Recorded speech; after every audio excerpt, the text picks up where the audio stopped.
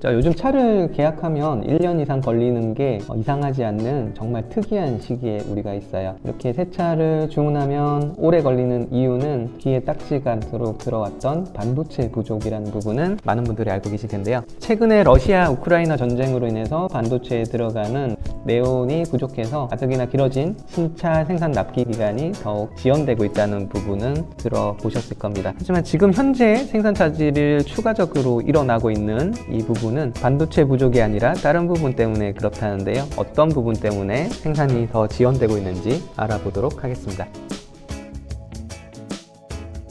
자, 현재 자동차 공장에서 일부 라인이 공피치로 생산이 돌고 있어요. 이 공피치라고 하면 공장의 생산 라인에 조립 차량 없이 가공하는 방식을 얘기하는데요. 제조사에서 공피치를 하는 이유에 대해서는 기존에 올렸던 영상을 참고해 보시면 도움이 되실 것 같아요.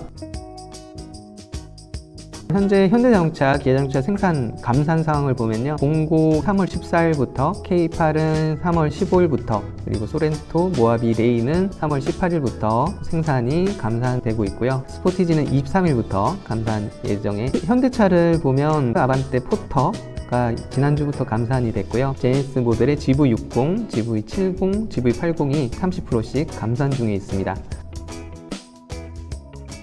자, 이번 차량 생산 지연의 이유는요, 중국에서 공급되던 전선 뭉치인 와이어링 하니스 부족이 원인입니다. 와이어링 하니스라고 하면요, 전선 커넥터 그리고 전원 분리 장치를 연결한 이런 전선 뭉치인데요. 와이어링 하니스를 좀 더 쉽게 설명을 해드리면, 사람으로 치면 자동차의 신경망이라고 생각하시면 좀 이해가 편하실 듯 합니다.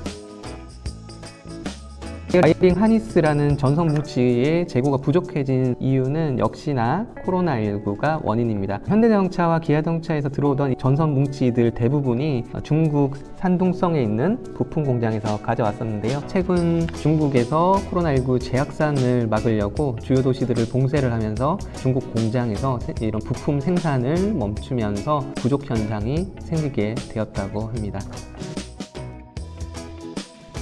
2020년 2월 코로나19 초기에 와이어링 하니스 부족으로 인해서 생산 차질이 기존에도 있었는데요. 그때 당시만 하더라도 기아자동차가 한 4만 대 정도, 현대자동차가 8만 대 정도 생산 차질이 있었어요. 그런데 이런 역사가 또 반복될 것인지에 대한 걱정이 있습니다. 현대자동차 관계자는 이번에 생산 차질은 그 정도로 심각할 것 같진 않다고 얘기를 하는데요. 이런 중국의 봉쇄 정책이 길어진다면 생산 차질은 불가피할 것 같다는 게 일반적인 예상입니다.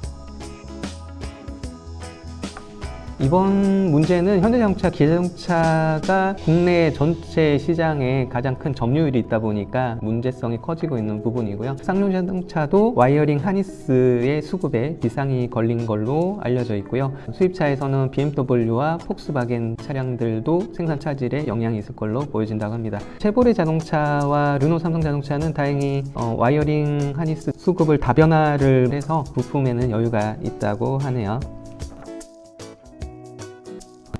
자, 이렇게 2020년에 이미 와이어링 하니스 전선 뭉치 부족이라는 예방주사를 맞고 자동차 제조사들이 얼마나 미리 준비하고 대처를 얼마나 잘했는지에 따라서 이번 공급 부족 사태에서 제조사들의 피해 규모가 달라질 걸로 보여집니다. 어떤 환경에 따라서 얼마나 대응을 잘하느냐, 빠르게 대처를 하느냐, 기업의 성과도 왔다 갔다 하겠지만 우리 개개인의 영업자의 상황도 비슷할 거라고 보여집니다. 현재 같은 신차의 납기가 오래 걸리는 이런 현상은 지금까지 유례 없던 상황이죠. 그래서 얼마나 대처를 하느냐에 따라서 현재의 실제 장기 렌터카 영업자들의 소득만 보더라도 어떤 양극화가 심해지고 있는 걸 볼 수가 있어요. 예를 들어 보자면 작년까지 수년간 영업에 실적이 우수했던 영업자들 중에서도 최근에 실적은 바닥권을 면치 못하는 경우도 많이 있고요.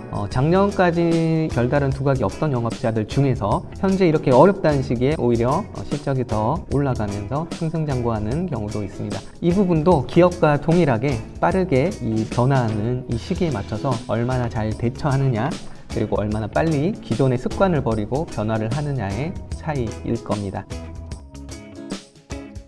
대부분은 실적의 소득의 상승을 바라고 있죠. 근데 이런 소득의 상승보다 더 어려운 게 현상 유지라고 생각을 합니다. 현재 이 상황에 안주하고 있고 현재 상황 그대로만 한다면 과연 지금 상황이 유지될 수 있을까요? 시대는 계속 변하는데 말이죠. 나의 변화를 두려워하는지 말으셨으면 좋겠습니다. 현재 시대에 맞춰서 변화하지 않는 게 더 두려운 일일 거니까요.